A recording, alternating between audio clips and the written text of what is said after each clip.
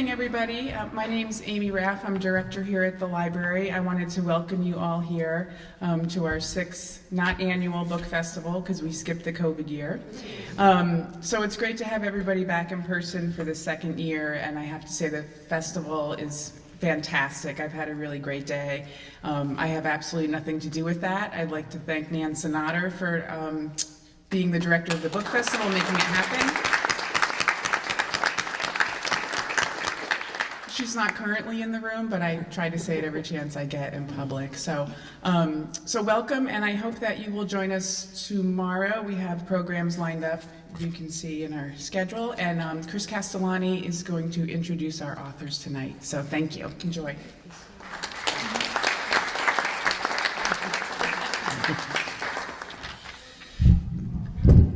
Good evening, everyone. Thanks so much for being here. I am so pleased to be here today to introduce these two wonderful authors, Ruth Ozeki and Maya Shambag Lang. I think Nan asked me to read you their bios tonight because when I saw that they would be on stage together, I gushed to Nan not only about how much I love their work, but about how generous both of these authors have been to me as a fellow writer. Maya Lang is the author most recently of What We Carry, a memoir, named a New York Times Editor's Choice, an Amazon Best Memoir of 2020, and on multiple international Best Of lists. I read this book a while ago in galleys, but it has stayed with me like few books do. Like Maya herself, it is refreshingly honest, candid, and deeply empathetic. Its vulnerability and craft have inspired me and so many others to tell hard truths about their lives. Maya is also the author of the novel The 16th of June, a modern riff on Ulysses, which is the perfect book for us literary nerds, which was longlisted for the Center for Fiction First Novel Prize and named a must-read novel by CBS and InStyle. The daughter of South Asian immigrants, she holds a PhD in comparative literature and lives in New York. She's also a competitive weightlifter, and her strength, both physical and emotional, has been a personal touchstone for me in recent years, which makes me feel very grateful to know her and to call her a friend. I wrote that she probably doesn't remember this, but I guess she does. But Ruth Ozeki and I presented together at the very first literary event I ever did as a debut author, which was a fundraiser back in 2003 in Indianapolis at the Christamore House. It was not your typical literary affair. We were whisked around in limos to black tie parties in exchange for giving speeches to a giant ballroom of about, I think it was 2,500 people or something like that, wealthy socialites. I was on the verge of a panic attack the entire time, and Ruth took me under her wing. She encouraged me, and she looked out for me the whole time I was there. A true model of kindness and calm that I have tried and frequently failed to emulate ever since. So this is the first time that we've seen each other since 2003, and in those 19 years, she has been, I know, right? She has been quite busy. She is the best-selling author of 4 truly beloved novels. And actually, as I've been walking through, I've been hearing people just talking about your books as if they're like personal friends that they hold in their lives. The book of Form and Emptiness, her most recent book, which won the Women's Prize for Fiction, My Year of Meats, All Over Creation, and A Tale for the Time Being, which won the LA Times Book Prize and was a finalist for the 2013 Booker Prize and the National Book Critics Circle Award. Her nonfiction work includes a memoir, The Face, A Time Code, and the documentary film Having the Bones, which has been shown at Sundance and on PBS and at various colleges and universities across the country. Published in 11 languages and 14 countries, Ruth's work frequently tackles the biggest themes of life. In fact, the nature of our very existence, crossed with science and history and religion and so much else, without ever sacrificing humor or whimsy, or most importantly, the intimate connections among humans. Ruth is a longtime Buddhist practitioner affiliated with the Brooklyn Zen Center and the Everyday Zen Foundation.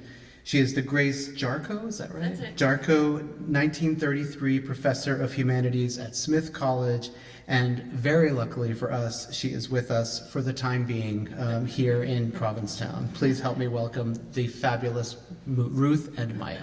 Tell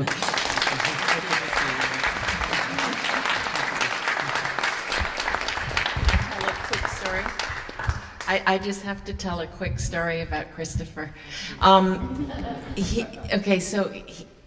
This was 19 years ago, and you have to imagine this ballroom. It was in some incredibly fancy Indianapolis, maybe it was a hotel or something like this, and there were all of these tables, you know, with they're crystal chandeliers and champagne and all this stuff. And I was terrified, right? Because and they were all kind of ladies who lunch, socialites who lunch, right? And I was absolutely terrified because I think I was going to be talking about toxicity in meat, and they were all eating meat, right? And anyway, I could go on. But the point that I wanted to make here was just that Christopher stood up and he started telling stories from his memoir about his grandparents. And he had those ladies eating out of the palm of his hand. His signing line at the end afterwards, right, went around like the ballroom several times. It was a triumph, Christopher. It really was. Oh, well, that's how it happened, folks. I love it. Christopher Castellani, thank you for the incredibly generous and beautiful introduction, which just is so you. It's exactly who you are, so thank you for that. Welcome, everyone. Thank you for being here and for joining us this evening. I am honored to be in conversation with Ruth Ozeki. So the way this is going to work, we'll be talking for a bit up here in conversation, and then we're going to have a Q&A period at the end. And I will tell you right now, the Q&A period is always my favorite portion of these events. So please think about questions as we're talking, and feel free to ask us whatever's on your mind. And I would say if the question makes you nervous, it is probably a very good one. So I want to begin by saying that this is a moment for me. My favorite authors, from Toni Morrison to Franz Kafka, have always shown me a sense of possibility, that our world is bigger than it's sometimes given credit for. It's a feeling I call the doors and windows feeling, where we are shown passages and portals, openings into the human condition that let us know that we aren't alone. Ruth Ozeki, you have been one of those authors for me. You illuminate and give voice to what we bump up against in our everyday existence. Some would call it mysticism. For me, it just has to do with the strange workings of human existence, our relationship to books and animals and objects. It's such a relief to have all of that given voice and to have that be named. Okay, so along those lines, the first thing I wanted to start with is a question about the book within the book. So for those of you who don't know, the Book of Form and Emptiness makes the daring and brilliant choice to have the book itself be a character in the book. And the book has its own chapters and its own narrative agency. A favorite line, books can help. We can show you things. This is the book talking. We can shift your realities and widen your world, but the work of waking up is up to you. What I really, truly want to know is how this idea came to you and how, frankly, you found the courage to go there. And if the voice of the book just kind of showed up, or if it was a struggle. So I knew that I was writing, I knew that the story the protagonist of the story was a young boy who heard the voices of objects, things, speaking to him, right? And so that was clear to me early on. See, things are speaking. It's amazing, right? You just have to start talking about it, and it evokes the thing itself. This is mysticism right here, right? So I knew that it was going to be about this boy, Benny O, who hears the voices of objects speaking to him. That much was clear. I'm not exactly sure where that idea came from, but we can. I think I could probably track that back as well. And so I have to just give you a little bit of background here. You know, when I started writing, I've always written from multiple points of view. And I think that's probably because I'm a mixed race person and I experience the world from many different subjectivities. And I think this is something that you relate to as well. And but it always was in the back of my mind that real novelists wrote from the third person omniscient, godlike point of view, right? The third person omniscient. That's what real novelists, and any novelist really worth his salt, would be able to do that. And in all over creation, I was determined to write from that, you know, omniscient, godlike point of view. And I started, and immediately the voice of one of the characters started to kind of take over and nudge me out of that role of the omniscient narrator. And so, of course, you know, I mean, when that happens, you have to go along with it because you always have to do what your characters want you to do. And so with this book too, I was writing in that, I was trying for that third person omniscience, right? And I was going along, you know, it was going along fine. And I think I was about 50 pages or so into it. And I think I was just at the point of talking about the narrator, you know, the omniscient narrator was narrating a scene where Benny's mother and father have sex for the first time. And suddenly, Benny's voice popped in, right? And he was like, no, wait, too much information, right? That's not something a kid needs to know about, you know, his parents.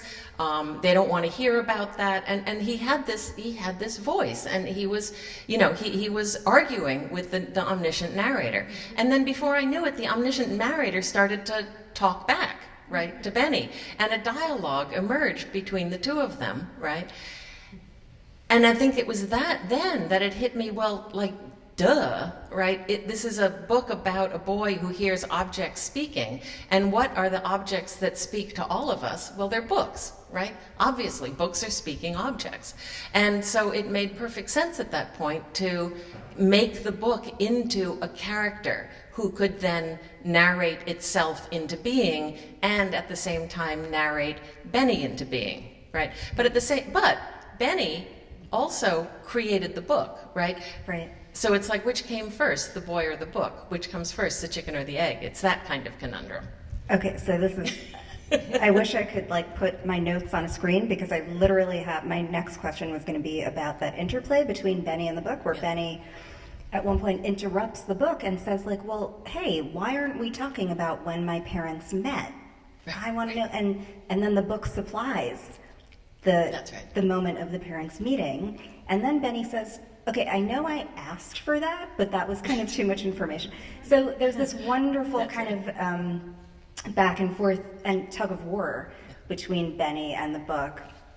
And I was going to quote, the book says, because really, who is writing whom? It's the old chicken and egg conundrum. Think about it. Does the boy write the book? Does the book write the boy?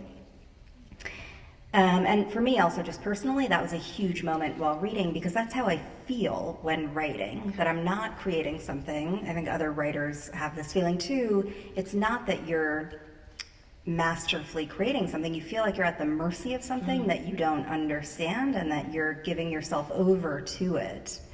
And the thing I was curious about was like, if in the early drafts of the book, that was just kind of a nascent idea, if it was something that you gave more space to as you revised. the co-creation Yes. aspect of it. Yeah. I think that well, first of all, I just want to point out that actually Maya remembers it much more clearly than I do. And her version of that was actually accurate, more accurate. It was accurate, whereas mine was a little bit fuzzy there. This is what happens too, is that, once you've finished writing a book, the person who wrote that book isn't here anymore, right? The That's person who right. wrote that book stopped existing That's right. 3 years ago, right? And so that was the writer, and this is the author. The author is like the public relations, component, right? Who goes around talking about writing, but is not, believe me, is not writing herself. Okay, but this idea of the story and the relationship that Benny has to his book, and the sense of kind of co-creation that just kind of emerged naturally, I think. Once Benny stepped in and started criticizing the book's narration, and the book became, had to become more of a character in order to defend itself, right? Then once that happened, there was always a tension involved in that relationship, because Benny was critical, right? And the book was kind of trying to defend itself, and its narrative technique, right? And so there was a kind of tension between the two of them. And I think that one of the things I think that was difficult was to try to make the arc of their relationship work. And so and it's interesting to me that you're asking this question too, because in your book, in What We Carry, you deal with story and this idea of personal narrative in such an interesting way. And I felt such kinship when I was listening to your book.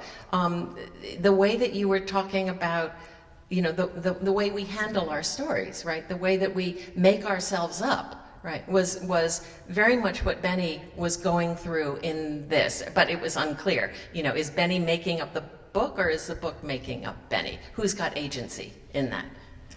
Yeah, what I also sensed here was that the book was almost a parental figure, where it wanted to give Benny certain things and it wanted to respond to his needs, but it was also being very mindful of where Benny was. Like there was this kind of looking out for Benny thing that came from the book. And it occurred to me, I think part of why we turn to books when we're young is maybe when we're not getting certain needs met at home. Like there's a feeling, I think, when you read a really good book that you're in good hands, and that the writer is thinking about you and anticipating your needs and kind of supplying things for you. And that feeling of just like, oh, in this moment, when I have opened this book and I'm between these covers, I am being cared for. And I think we can feel that in action, like the book trying to do that. And the book sometimes running into these problems of being like, well, I want to give Benny what he's asking for, but, for me as a mother, that's like a very real thing of like when Zoe, my daughter, sometimes asks me things, so I felt like I sort of felt sympathy for the book. Yeah, I did too. I very much felt sympathy for the book, because the book was is a very earnest book. Yeah. It's a very earnest book, and it's trying really hard to do its job, or do it. Actually, the book goes by they them pronouns. The book is a multiplicity, right? So the book refers to itself as we, right? So when so the book was very much, I think, in a way, trying to help Benny, like a parent or like a therapist even. There was a sense that the book was trying to give Benny, a story that he could hang on to, that would make sense of his life. But the book also has limited agency, and it goes back to that part that you just read, that the book, we can help, but the job of waking up is up to you, right? Yeah. So I also wanted to talk about this book's relationship with, and I think, interrogation of mental illness, which is a subject that's very dear to me.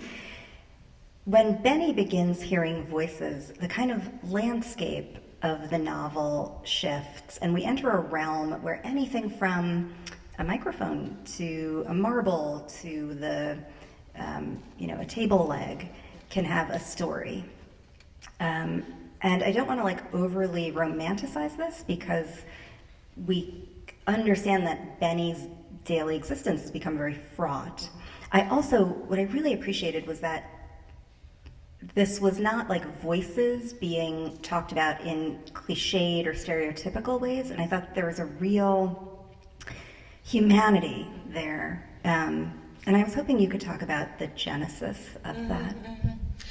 Well, I guess I've just been thinking a lot about voices, and about what our relationship with voices is, what it can be, and the way that that we are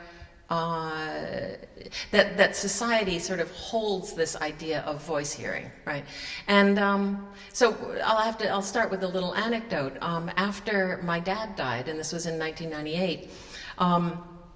I had this experience that lasted for about a year after his death, where I'd be doing something, sort of ordinary, like folding the laundry or washing the dishes or something like that. And I would hear him, and he was always kind of standing right here behind me, slightly to the right. And I would hear him clear his throat, and he had a very distinctive way of clearing his throat. And he would clear his throat, and he would say my name, right? And it was so clear. I could hear it, as if with my ear. And I would turn around, and of course he wouldn't be there. And every time this happened, it was like getting, just punched in the stomach, because, the whole grief around, losing him was right there again, right? It was very alive in me. And this happened maybe, I guess, about 5 or 6 times over the course of a year. And then it stopped. And every time this happened, it was like a split-second moment, right? And then I would sort of readjust, and then I would go back to doing what I was doing. And I didn't really pay it much attention. And then it would happen again, and it was like, oh, that was weird, And then so I just kind of didn't really think about it. It just sort of, it happened, and then it stopped happening, and I forgot about it. And then I was in a library, actually. It was a library event, and I was talking to people about, and this was about my previous book, A Tale for the Time Being, and I was talking about how characters and books kind of come to me as voices, and that's how I first sort of experienced them, right? And so the narrator, or the protagonist of that book, was a young girl named Nao Yasutani. And she literally sort of showed up one day in my head and introduced herself, and she said, hi, my name is Nao, and I'm a time being. Do you know what a time being is? Well, if you give me a moment, I will tell you. So I heard all of this, but it was a different kind of hearing. It was not like with my ear outside me, it was like with my mind internally, right? And so I was talking about this to a group of people at a library, and a man in the back of the room raised his hand and asked me, do you mean that literally? Like that you hear the voice of the character, like, as if with your ear, as if it's outside you? And I said no, and I explained the difference, And the reason he was asking, of course, was because his son was a voice hearer and heard voices as if they're outside of him, and the voices were very critical and very cruel, and it was a very, very disturbing experience for his son. So we talked about that too, and of course, we all, I mean, as a writer, you have these voices, I know you do, and I have them too. The ones that are constantly telling us that whatever it is that we happen to be writing in the moment sucks, and that we should nobody's gonna be interested in it, and just, what do you think you're doing? Go out and get a real job, right? Those voices, yeah. Right? And I'm sure everybody has their own version. I can see people kind of going, yeah. So we all have our version of that, right? And so then I just started thinking about voice hearing as a kind of spectrum, right? That on one hand, there's this voice hearing, that you could talk about as the voice of the muse, that comes to you, and thank goodness we live in a culture that celebrates this, right? Because I can imagine very easily living in a culture where I would be punished for hearing voices like that, and certainly for putting them out into the world, and you would all be, punished and, for reading them, right? Because they're lies, right? They're not the truth. They're made up. I can imagine a society like that, but thank goodness we don't live in that society, right? Right. But so there's, on one hand, there's that, the voice of the muse. Then there are the neurotic voices that we all hear. Then there are the voices that, you know, are external, that sound external. And if you tell your psychiatrist about it, you probably will get a diagnosis of, you know, some sort of psychosis or schizophrenia, and you'll probably be medicated. And I have friends who hear voices like that too, right? And so this idea of voice hearing being a kind of spectrum, and some of them are considered, you know, a gift, some of them are considered normal, some of them are considered pathological, right? And I started really thinking about this idea of normal, you know, and you know, why is it, I mean, normal is a you know, cultural construct. We made up this idea of normal, right? It doesn't really exist. There's no normal like real normal out there. We made it up. And so, given the fact that it's a fiction, why can't we change it? Why can't we expand the definition of normal, you know, expand that semantic field and make it more more inclusive and more generous? And so that's the kind of stuff that I was thinking about when I was writing this, and I was thinking about, you know, the limitations of biomedical psychiatry, and you know, and certainly the kind of psychopharmaceutical interventions that are done with people who are diagnosed, you know, as schizophrenic, for example. That's right. Yeah. Well, so it's so fascinating. As the daughter of a psychiatrist who was, so my mother was very scientific and pragmatic and clinical, and not someone who was a warm and fuzzy person. And as a parent, she was also quite emotionally chilly. But when she spoke about her patients, she did so with so much compassion, and always there was a story. Yeah. And stories within stories, right? Like, so when she would tell me about like the schizophrenic or the person with obsessive compulsive disorder, when she got into the details of the voices, it was fascinating to me, and there was beauty in those stories. So I love that you use the term voice hearers and voice hearing.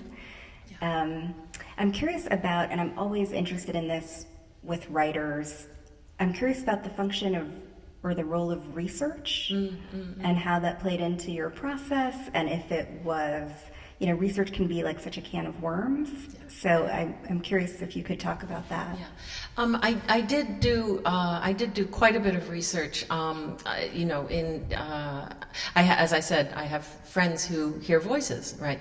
And one of them happens to be a psychotherapist, and so she's got a perspective, you know, a very unique perspective on this. I also have friends who are very active in the you know, MAD rights movement and peer-to-peer, you know, support and counseling movements. And so I spoke, and all of that's in the acknowledgments if anybody's interested. There's a wonderful organization called the Hearing Voices Network. They have a lot of information. It's an international network, and they have a lot of information on their website. And also the work of two, or in particular, one very groundbreaking therapist named Marius Rom, and he has done some really wonderful work in sort of moving the experience of voice hearing out of the sort of biomedical model, and really trusting. I mean, because of course voice hearing is a very subjective. It's very subjective, right? There's no marker. It's not like you can take a blood test and say, oh, this person hears voices, right? It's all about self-reporting. And so as a result, and that's true for many psychiatric conditions, right? And there's no, so the biomedical model of psychiatry is iffy, right? Yeah. And so in any case, Marius Rom did a lot of work, and really sort of changed the way that people were thinking about voice hearing, and realize that it's the voice hearers themselves who are the experts on this, right? And so, really prioritizing some people with lived experience, and people who've had, these kinds of unshared experiences who can help each other, right? And so that was a real shift, and it's a movement that's continuing to grow. It's so interesting because sometimes, like, my way of thinking about being a fiction writer in particular is that it's, I think, sort of like being an innkeeper, where like people show up and they have different, some of them have like a lot of suitcases, and you're like, okay, you're going to be staying with me for a while. Oh my God, they're moving in. Right? And others are more just kind of passing weekend guests. And I have thought about this, that if I were to show up at like a shrink's office and really talk about that as it transpires, it would sound quote unquote crazy. Yeah. But yeah, terms like crazy and terms like normal are very, fluid. Yeah. No, that's exactly right. And certainly I've been living with these characters now. It took me 8 years to write this book, right? And I, have been living with these characters for 8 years, and they are very real to me, right? So there's a whole part of my brain that was, closed off from, everybody else, and, from the world, right?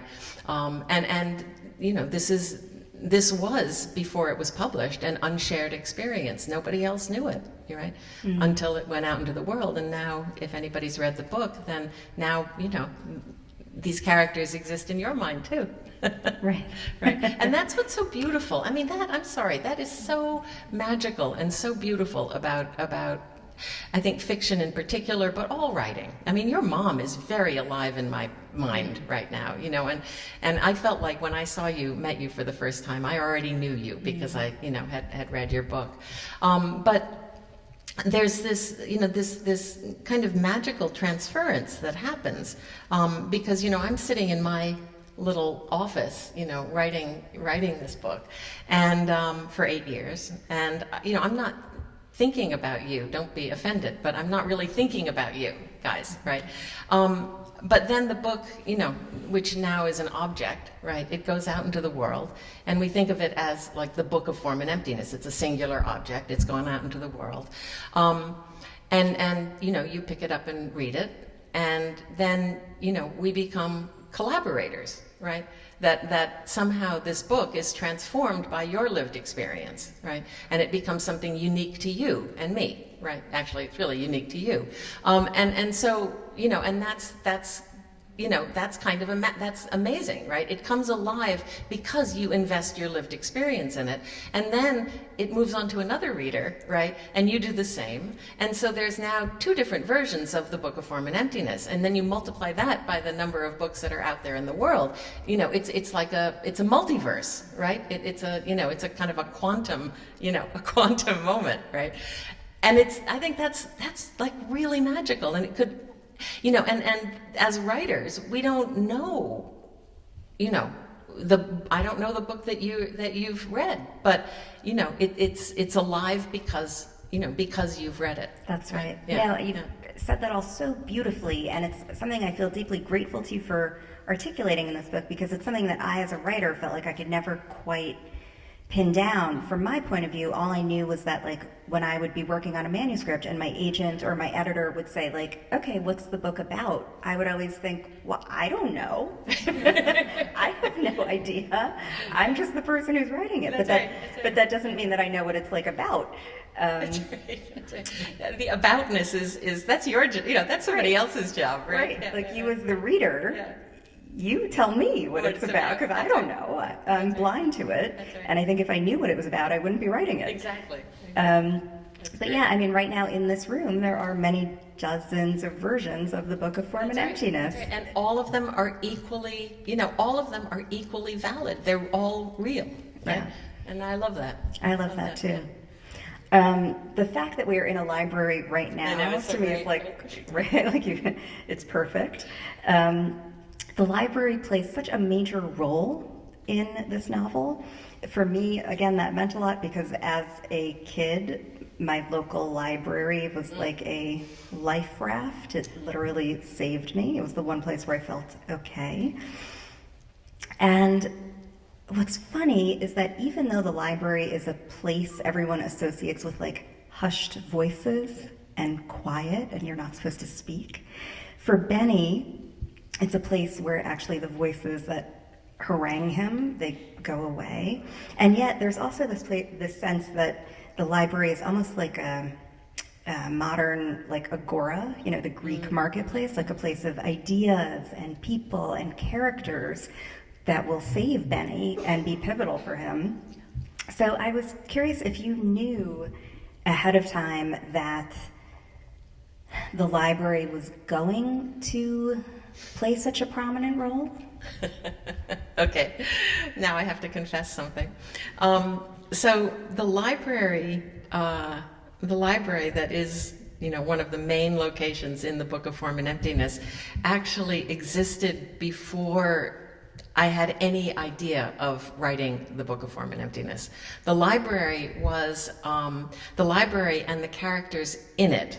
Okay, and there's a young performance artist named the Aleph, and there's the Bottle Man, who's a Slovenian poet philosopher who lives in the library, and you know, so there's this whole cast of characters in the library. It's a pretty intense and magical place.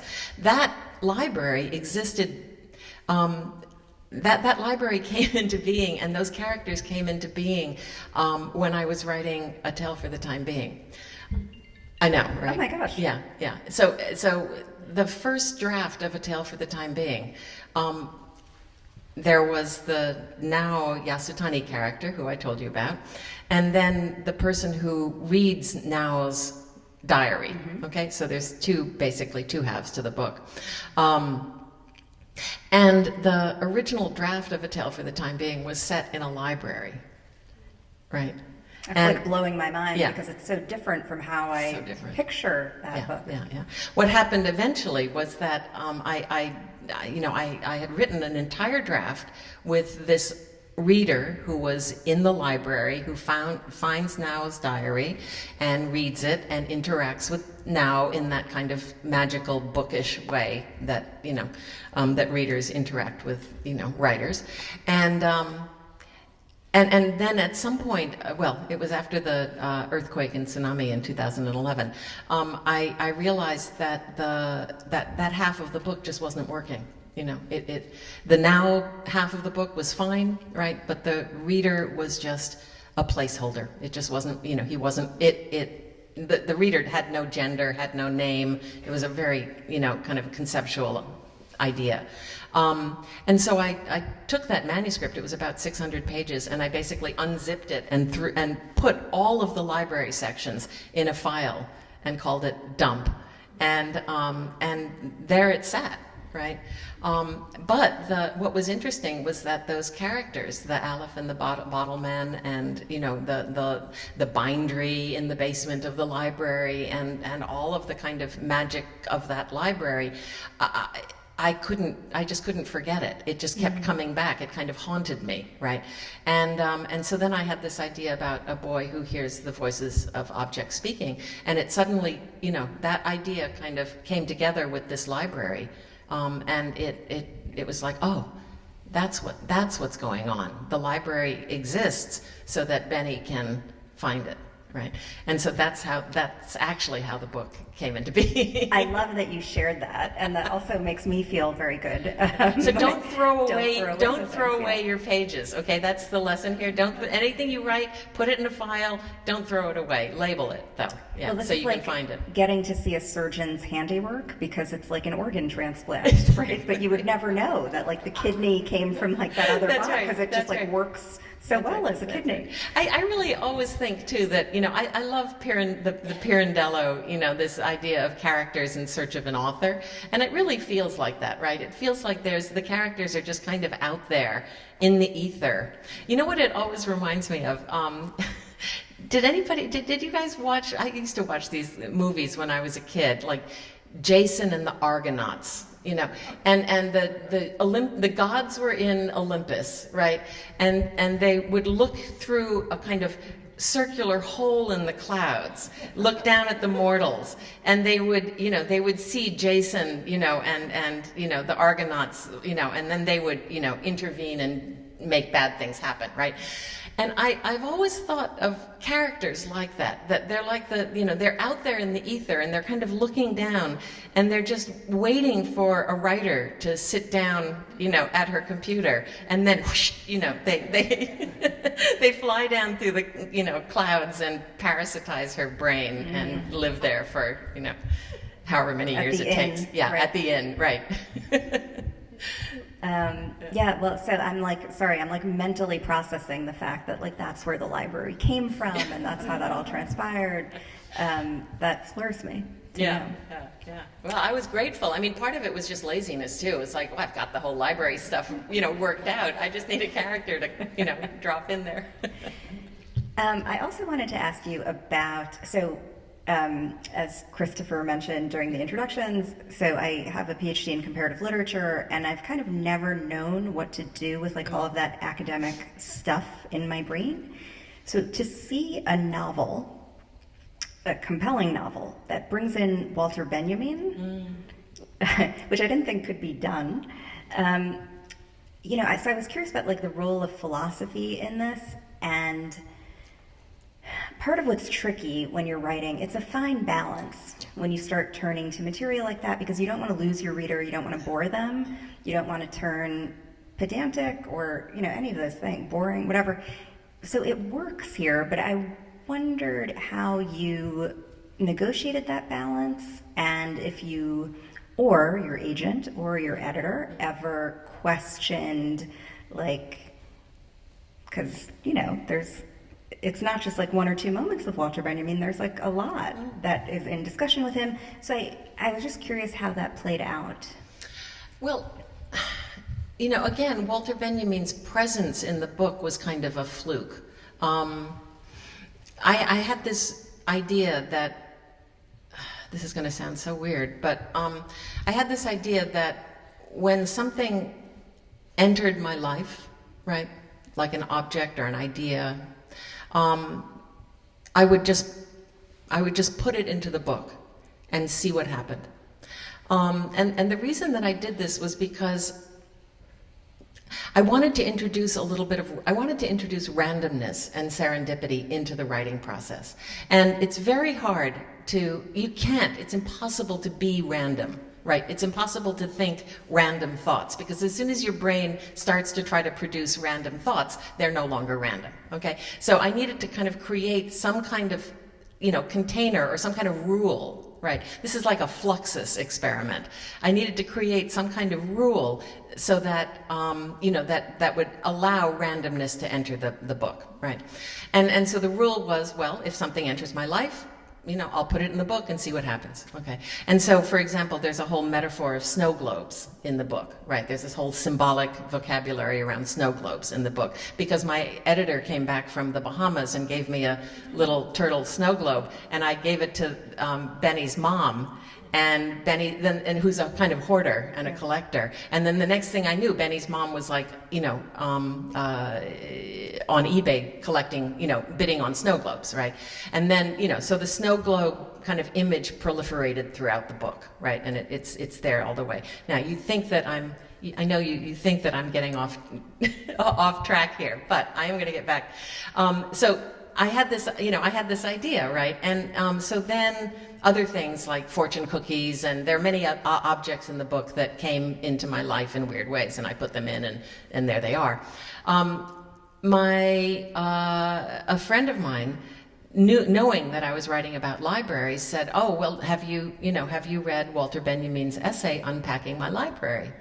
And I had read it in college, but that was 100 years ago.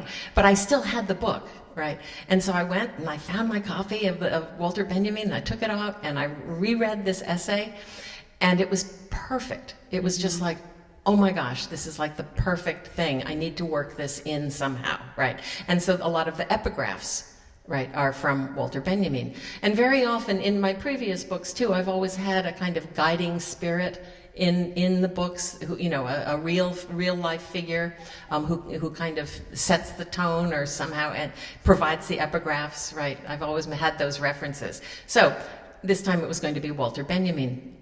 And then weird stuff started to happen where, Walter Benjamin's story started, his life story started to become very relevant because Walter Benjamin died escaping fascism. So, and fascism has become a concern of mine in a way that it never has been before in my life. And so just there are various things that, strengthen the Walter Benjamin, angle in the book. And so I was reading everything that I could about Walter Benjamin, right? And one of the things I was reading was his correspondence with Theodor Adorno, right? And the philosopher. And in this, right, I'm reading these letters, and suddenly Adorno, is talking about Walter Benjamin's snow globe collection. Oh my gosh. I know, right? Yeah. Stuff like that happens, I was going to say you couldn't get away with it in a novel. You could not get away with it in a and novel. Yet. Yeah. So, and you asked about balance. Yes, balance is always a problem. I tend to overwrite. Julie was talking about this too, that, kind of packing and mashing. And I do that too. So I tend to overwrite, and then I have to go through and really pare back. And I've learned how to do that. My editor taught me how to do that. She has this, you must have the TMD in the margins, TMD, and too much detail. Right, and so now I can provide the TMD myself now because I've gotten very good at seeing that. But so that has to all be pulled out because you can't let your good ideas, no matter how brilliant you think they are in the moment, if they interfere with the flow of the story, then you failed, right? So you have to weed all of that out. When I was writing All Over Creation, which is about, it's set on a potato farm, and I just got fascinated with potato breeding, and I ended up, it was a 900-page manuscript, and my editor, Carol DeSanti, very sweetly said, Ruth, your readers don't need to know everything there is about potato breeding. And I said, no, but you're wrong. So, you learn, right? You learn. Yeah, I mean, the question I was going to ask, I'm now realizing is obvious projection on my part, because I was going to ask about, do you ever, when the idea is kind of nascent, do you ever censor it or doubt it before it gets to the page? But it sounds like it's your way of operating is to just put it all on the page and then scale it down. Yeah. Because I don't really trust myself. Mm-hmm. I trust the world. I don't really trust my own narrative instincts as much. Or put it this way, I think that that's wrong. That came out wrong. Let me try that again. It's that I want to be surprised, right? And if my brain has generated this thing, right, then it's not as surprising than if something from the outside kind of pops in and startles me. I like it when the book takes over. I like it when the book starts to write itself. Mm-hmm. And I try to get out of its way as much as possible. And sometimes that does mean false starts. This is not an efficient way of writing. An efficient way of writing is to make an outline and follow it. I don't write like that. My process is all about kind of experimenting and discovery. And so if that means, for example, writing 300 pages of a draft of a novel and then having to take those 300 pages out and, rewrite them, that's what it takes, right? It's not efficient, and in this case, thank goodness I did that, because that is exactly what, sort of set the groundwork for the next book. But that doesn't always happen either, because I've got thousands of pages that, sit in folders, and, I probably won't live long enough to use them all, I write the same way. Yeah. So the people who outline and plan and write according to, a kind of schematic. I never understand Yeah, how they go about I it. wish I could. I really wish I could. But it seems to me that if you can outline it ahead of time, why write it? You know, Right. It's so much of it is about the discovery. Yeah, there's a kind of division in amongst writers. I just learned this. They're the planners, you know, who outline and plan, and then they're the pantsers. Yeah. Who fly by the seat of their pants, right? And so it's like the planners and the pantsers, right? Zadie Smith has a beautiful essay on exactly this subject. And it is, I'm blanking on the title, and I'm looking at Chris. Do you remember the title? No. It's called That Crafty Feeling. Oh, I don't know that. Yes, and I especially like the title because she talks about, she's always had this kind of skepticism of essays about craft because they feel sort of fraudulent, which is how I always think about, whenever anyone asks me about craft, I always think, well, I don't know, I just make it up as I go. Like there's no, but anyway, she is a pantser. Yeah. So she does not plan. And she talks in a very, I think, radically honest way about the process. So That's what my students will be reading next week. So in the acknowledgments section, you've already mentioned this as we've been in conversation, you talk about the Zen teachers and your Zen practice who, in your words, suffuse these pages. I was hoping you could talk about that and talk about how your Zen practice influences your writing and also kind of your daily rhythms. Mm-hmm, mm-hmm. Well, I've been practicing meditation since I was really quite little. It's just, the first memory I have as a human being was when I was 3 years old, and I saw my grandfather meditating, my Japanese grandfather, sitting on the floor cross-legged, which, in New Haven, Connecticut, seemed really weird that a grown-up would be sitting on the floor, right? But he was sitting on the floor meditating, and he'd come for a visit, and that was my first kind of memory.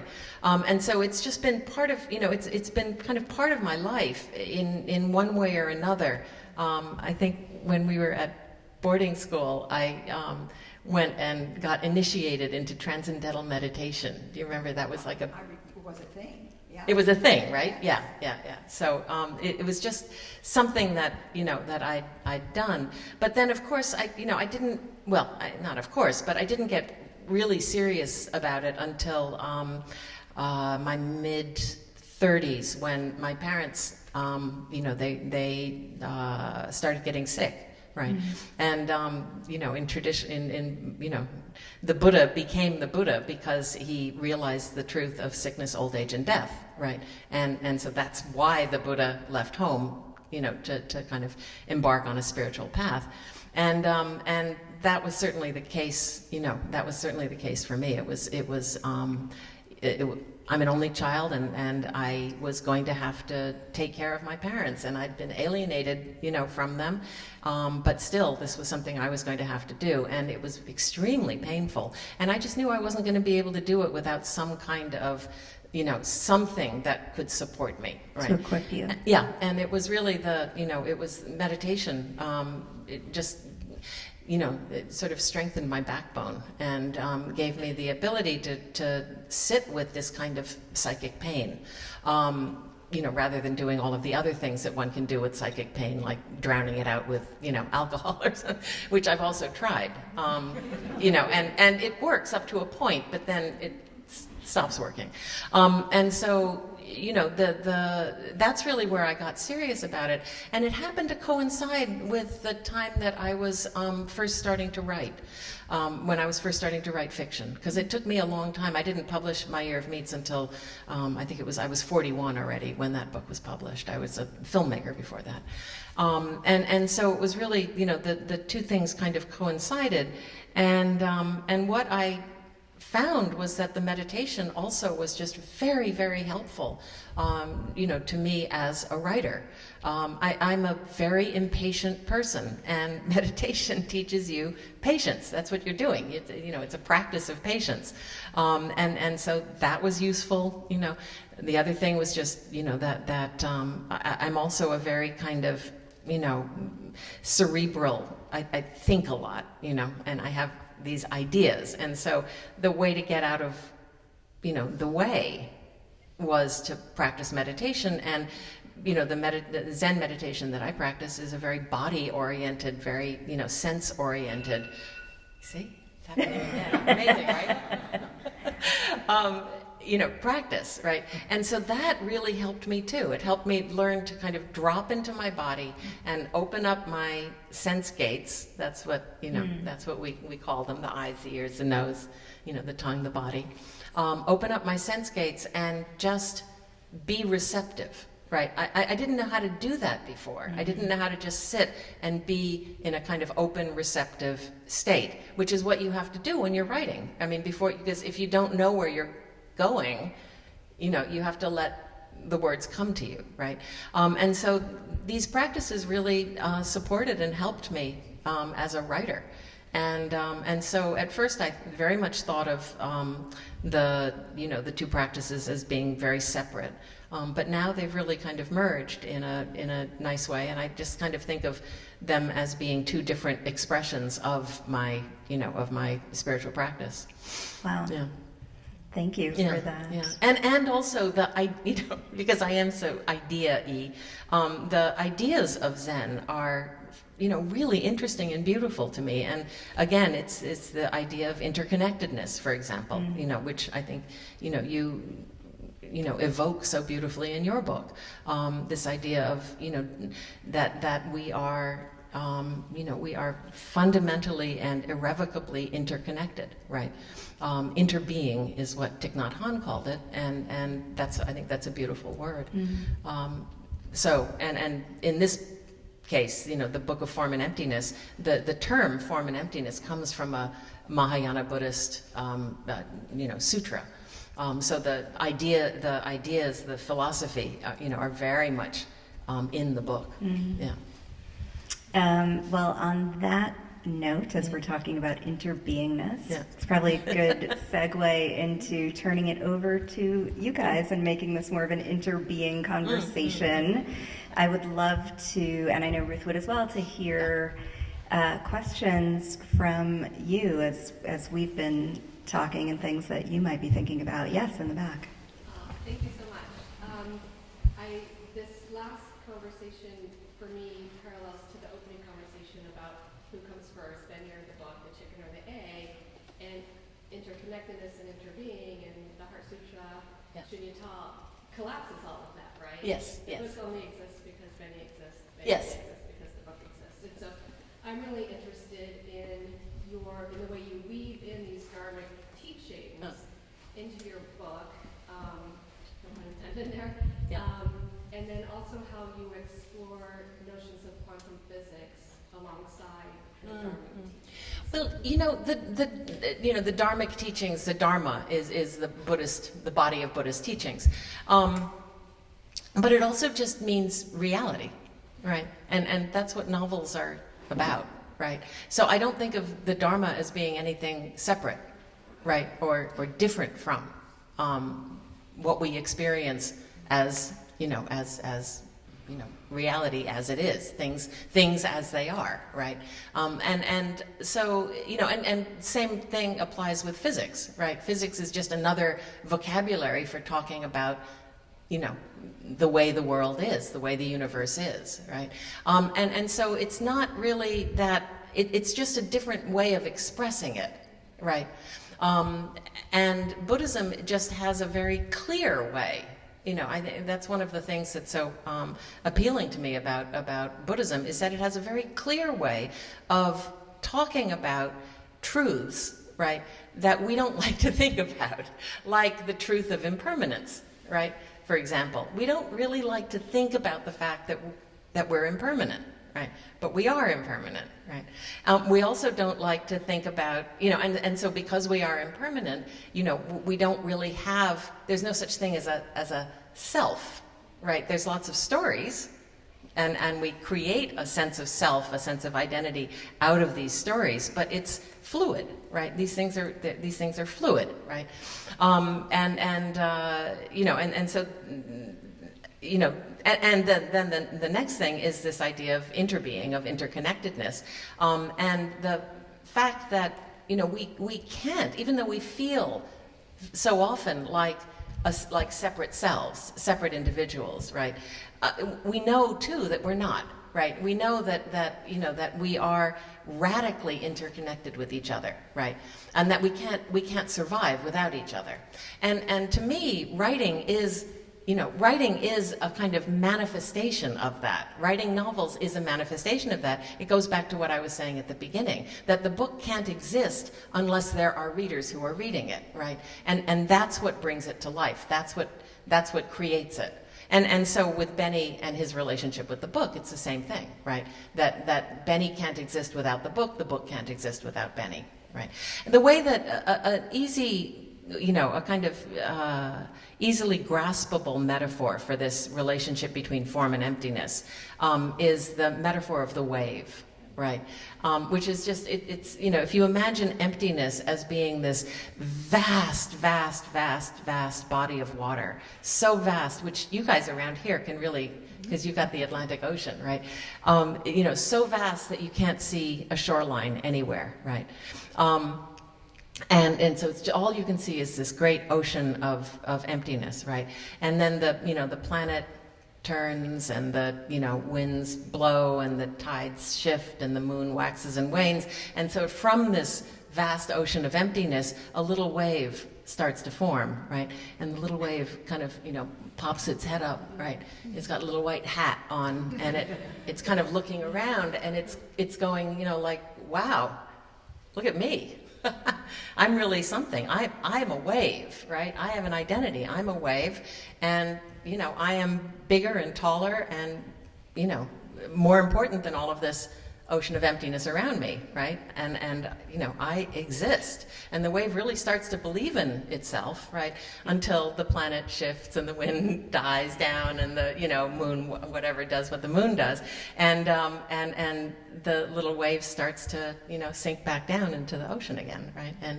And the wave doesn't like this. You know, the wave is like pissed, you know, because it was something, right? And now it's nothing. And so this, again, is, you know, the human conundrum that, you know, that little wave is just like us, right? And we're this kind of, you know, so the word emptiness is a little bit misleading, you know. It sounds really empty, but it's not. It's the Buddhist, you know, you use the term shunyata, right, which is the Sanskrit. It's really more like everythingness. Right, it's everything. It's the raw substance of the oneness. The oneness, yeah. It's the raw substance of the world, of the universe. I thought I saw. Oh yeah, go ahead. I'm wondering if you can talk a little more about your writing process, and you articulate so well the way you just sort of let things come to you.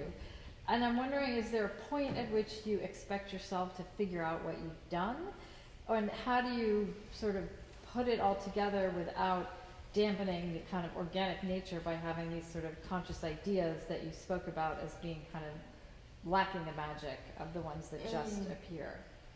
Well, they're not, you know, I mean, I think that, you know, for example, the Walter Benjamin story, you know, that Walter Benjamin sort of entered the novel, and then I started having ideas about it, and some of the ideas kind of led me to some, you know, to the next place. You know, it's kind of a little bit like a treasure hunt too. And, you know, a lot of that, you know, and then I am having ideas about it. I'm having lots of ideas about it. You know, my brain starts to really fire. It's just that it's firing in a way that it wouldn't have had I not let Walter Benjamin in. Right. So it's like, it's just a different, you know, it's like you know, it sets me off on a different quest. Right. And that's what keeps it exciting for me, you know, and it's like, wow, are there connections here? Are there connections here? You know, how is this going to come together? So it's like, you know, in a way it's like making you know, it's like doing the puzzle that you're making at the time. Right. And like I said, a lot of the ideas are not so great, you know, and then they have to, you know, they have to be jettisoned. You know, but it's like incredibly exciting when it happens. There's a whole, a lot of it is just me being contrary to. There's a whole thing in here about fridge magnets, poetry magnets, Yeah. right? And so Annabelle, you know, Benny's father, Kenji, is killed in the first couple of pages of the book, and Kenji's wife, Annabelle, Benny's mom, are left, to kind of try to live their lives together as survivors. And one of the things that Annabelle used to do was, she had these poetry magnets on her fridge, right? And she had this sense that the magnets were shifting and the letters were moving, and that it was actually Kenji, her dead husband, who was making these magnets move, and that he was communicating with her through the magnets, right? So that idea came because I was on a plane reading an in-flight magazine, and in the magazine was an interview with the author David Mitchell. Mm-hmm. Okay, and the interviewer asked many questions, but one of the questions that popped for me was, what is one really stupid idea that you would never use in a novel because it was just so stupid? And he said, poetry magnets on a fridge, and especially having the poetry magnets like a dead person talking to the living, right? And I read this and I was like, bingo! David Mitchell's, he's a friend, and so, I was just like, oh, yeah, definitely got to figure out a way to do this, Did you tell him? This is hysterically funny to Yes, me. I did tell him. I did tell. He denies that he ever said that, and he says that when I read that, he said, when I read that in your book, I thought that was brilliant. He said, I wish I'd thought of it, and I said, but you did. So we had a funny conversation about it.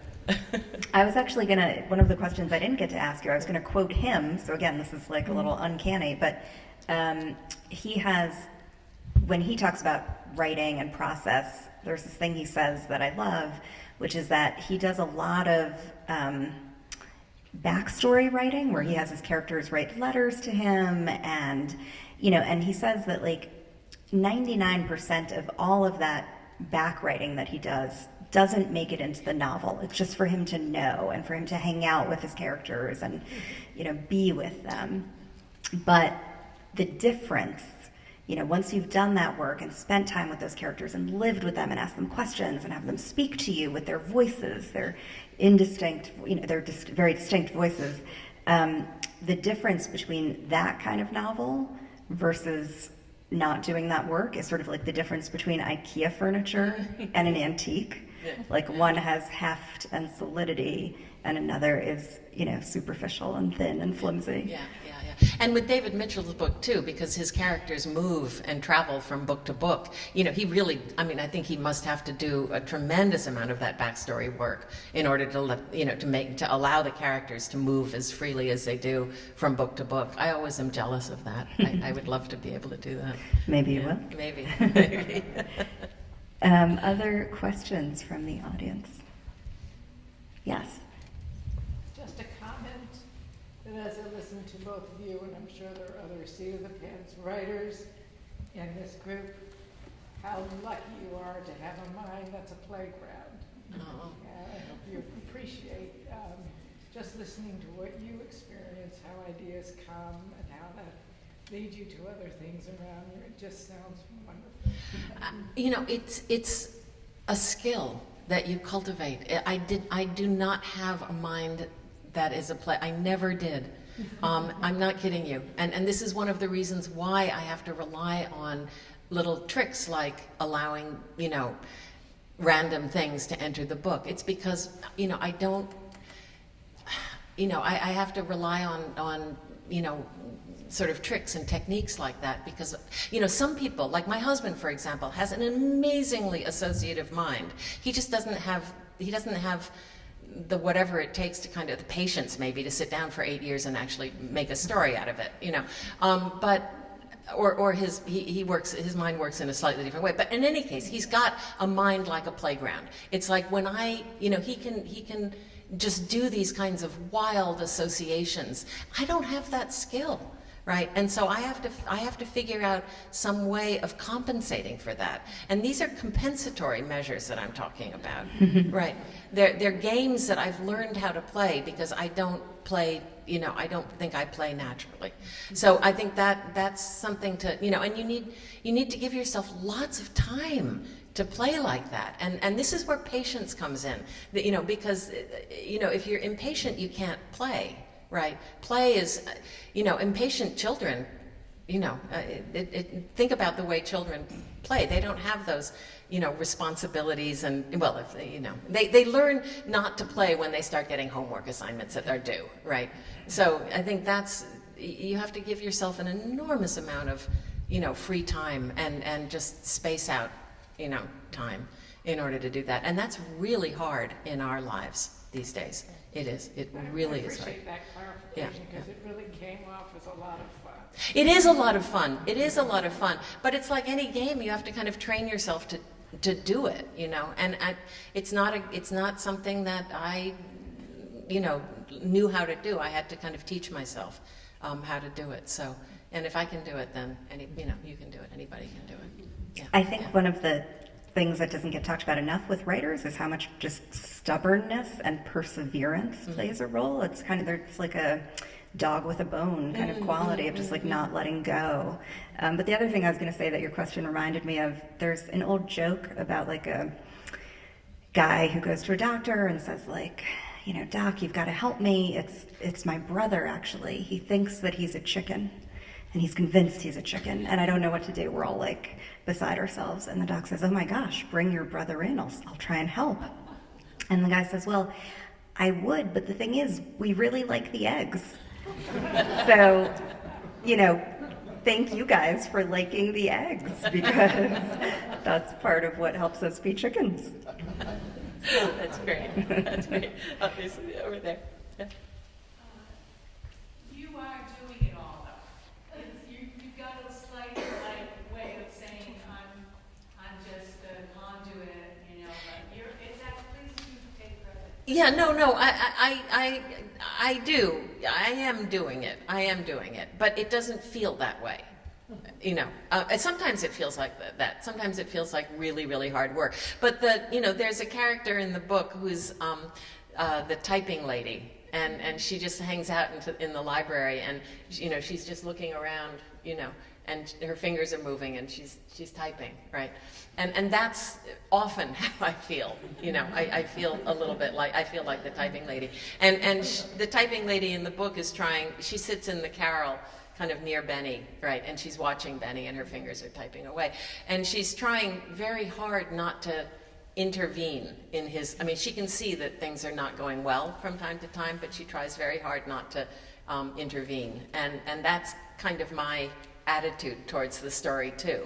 Is that it's just a little bit removed from it, so that the story can lead me rather than me trying to lead the story around by its nose.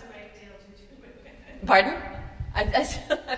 Well, yeah. I mean, it takes 8 years, right? It took me 8 years to write this, so that's think about.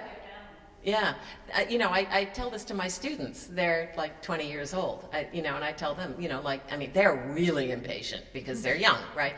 And and I tell them this, and I say, just what were you doing 8 years ago? And they were like 12, right?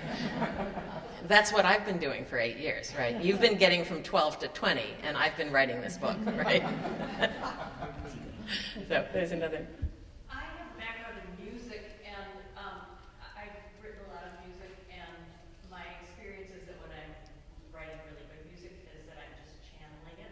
Yeah. And many, many, many composers will say the same thing. Yeah. On a good day, that's how it feels. Yeah. I think I'm interested to know how different or how similar it is for writers, and there's something going on there. Yeah. That is obviously the conduit has to work very hard to be a good channel. Yeah. And to realize it. Yeah. But I still think there's something else going on. Yeah. Well, I mean, the world is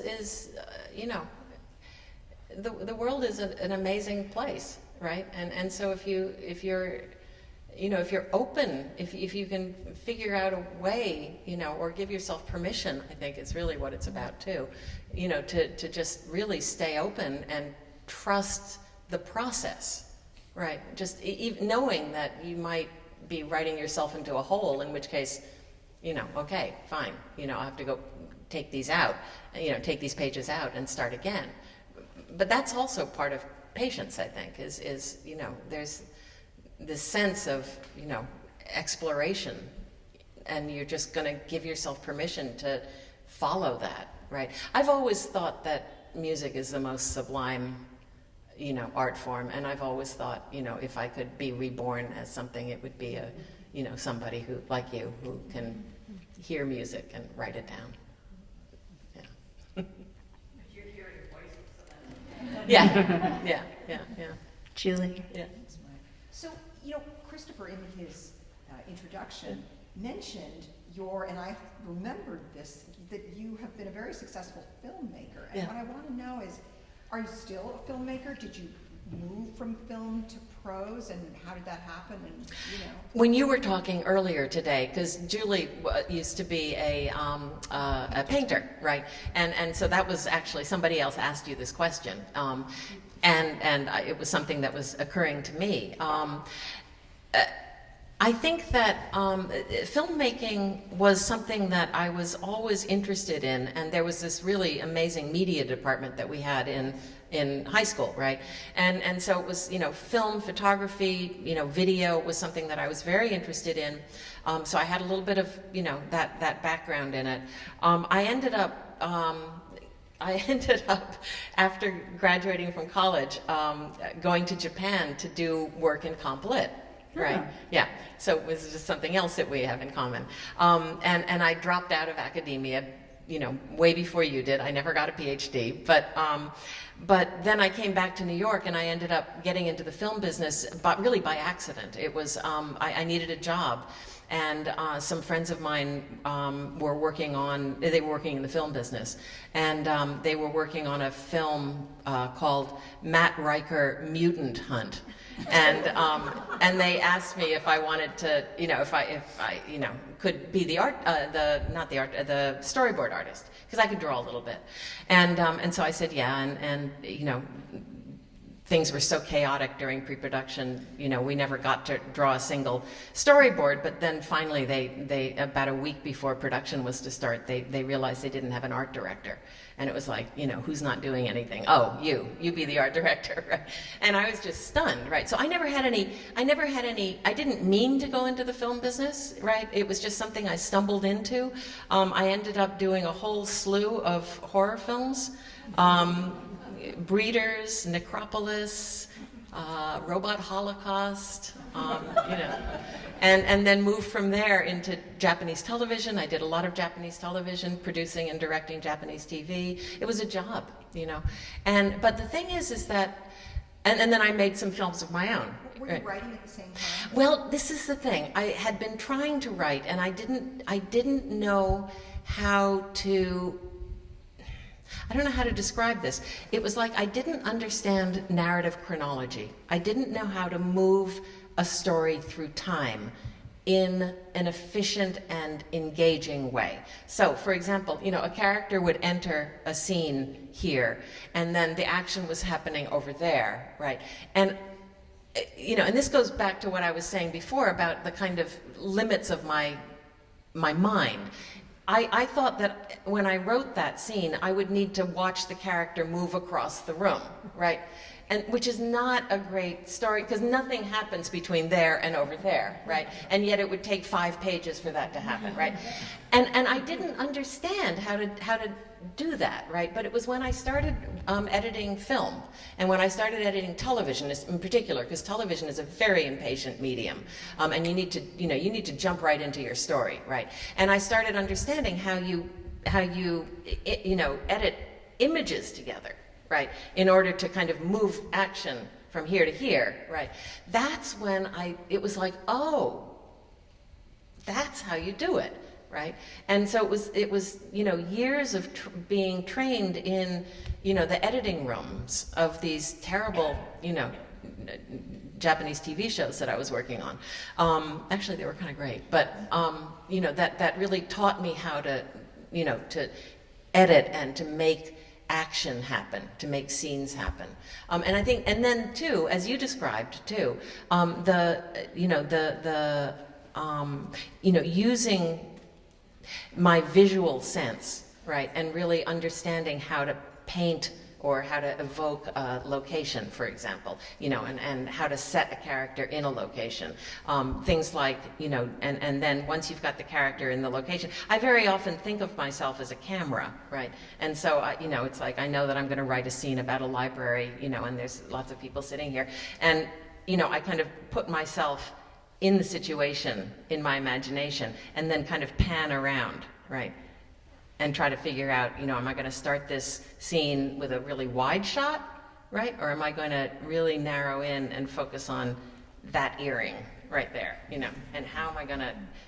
And so that's training that I had from film, right?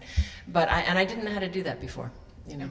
Are you still involved in film and television? Not really, although, you know, nowadays, you know, they make book trailers. I made a book trailer for A Tale for the Time Being. I loved it. I had so much fun. Yeah. Is it still out there? It's up on my website. I had so much fun. Yeah, but no, I'm not really doing that. I quit filmmaking basically because it was too expensive. I wrote My Year of Meats because I had made this independent film, Having the Bones, and I paid for it on my credit cards. So I was like $30,000 in credit card debt, and this was in 1996, I think. And so I was really desperate, and I got a grant to write another screenplay, and I realized, you know, I could write another screenplay, but then I'd have to actually raise the funds to make the film, and that just seemed so discouraging to me. That I misappropriated the money and I wrote My Year of Meats instead, you know, and it was amazing because, you know, when you write, you just imagine it and you put it on paper and you don't actually have to recreate it, you know, you don't have to like build a library. Yeah, I always say to my students when they are like, you know, struggling with like revision, I always say to them like, listen, I'm glad we're not sculptors. Yeah, because like to have to do all of this in like bronze would be much harder. Right, exactly. That's great. I'm going to use that. Right, because it's, you know, film is so, it's material, right? It's material, and material is stubborn. Yeah. You know, it has a will of its own, whereas, you know, words are lighter. And at the end of the day, it's just a Microsoft Word document. That's right. I think we have time for one last question.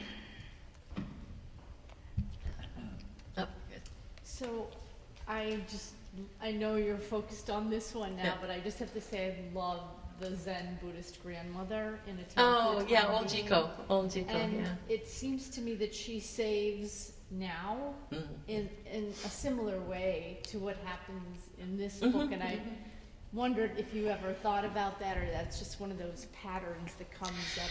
I think, yeah, that's a great question. I think of the two books as being kind of siblings in a way, you know. And if you know, they're both books about young people struggling with mental illness, right? Or you know, you can call it whatever you will, but, you know, unshared psychological distress, right? And you know, and they're both young people who are having a kind of literary experience, right? Now is writing in her journal, right? She's writing in her diary. And Benny is having this protracted conversation with, you know, his book.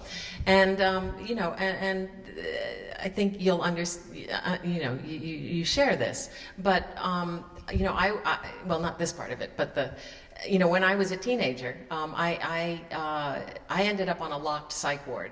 And that's not the part you're going to share, but you know, but I ended up on a locked psych ward. I had what was called back then, in the days before, you know, the diagnostics were as codified as they've become, you know, nervous breakdown, right? And so I ended up on a locked psych ward and was really, you know, very, very distressed. And the way that what helped me, and this is a part, was writing and literature and books. right? And it was reading and you know, finding this lifeline through writing. So I write about, you know, both of these books are about young people who, through the act of writing, you know, have kind of changed their story, right?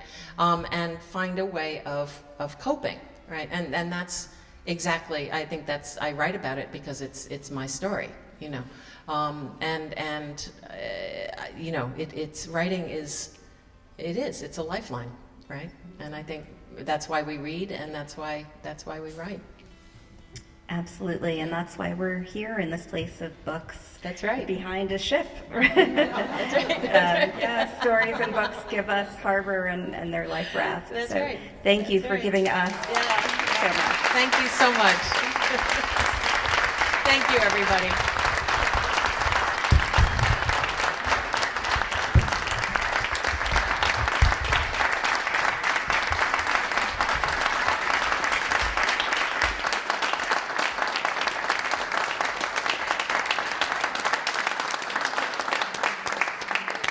Well, thank you both so much. That was wonderful. You. You're so welcome. And I just wanted to say that Ruth and I think Maya's books are available in the book room at that end of the library and are for sale. And I'm sure that Ruth and Maya would be happy to sign them. And I also wanted to say that tomorrow night we will have a party after the last of the programs at 6 o'clock tomorrow night, well 6:30 tomorrow night.